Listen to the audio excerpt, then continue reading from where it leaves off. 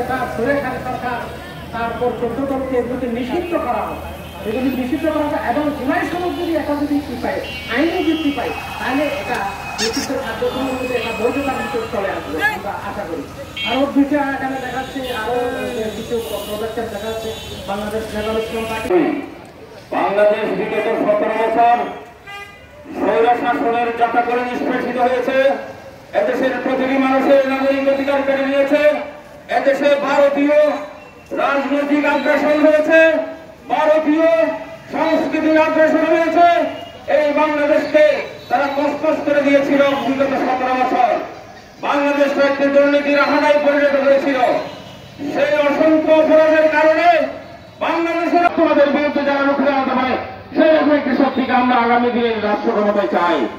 তাই আগামী দিনের সুষ্ঠু এবং সুন্দর রাষ্ট্র নির্মাণের জন্য, কল্যাণ রাষ্ট্র নির্মাণের জন্য নেভাল ইসলাম পার্টি কর্তৃক ঘোষিত 5 দাবি মেনে নিয়ে বাংলাদেশকে নতুনভাবে সাজানোর আহ্বান জানিয়ে আমি আমার বক্তব্য শেষ করছি। আলহামদুলিল্লাহ রাব্বিল আলামিন। আসসালামু আলাইকুম ওয়া রাহমাতুল্লাহ। নেভাল ইসলাম পার্টি কক্সবাজার জেলা শাখার বিপ্লবী আমির, এককালে রাজপথ কাঁপানো তখন ছাত্র নেতা মাওলানা আহমদ কবির হিলালি।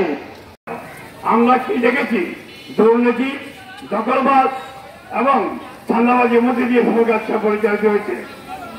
আমরা চাই না আবার আর কোন দখলবাজ চাঁদাবাজি সরকার দখলবাজ আবার চলে আসুক, দুর্নীতিবাজের বিচার চাই। নেভাল ইসলাম পার্টি আমরা 5টি দাবি দিয়েছি।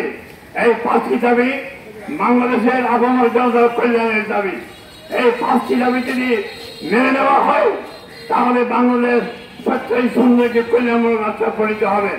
আসুন, যদি এই দাবি মানি না মানা হয় তাহলে আমরা বৃহত্তর কমিটি বাধ্য হব।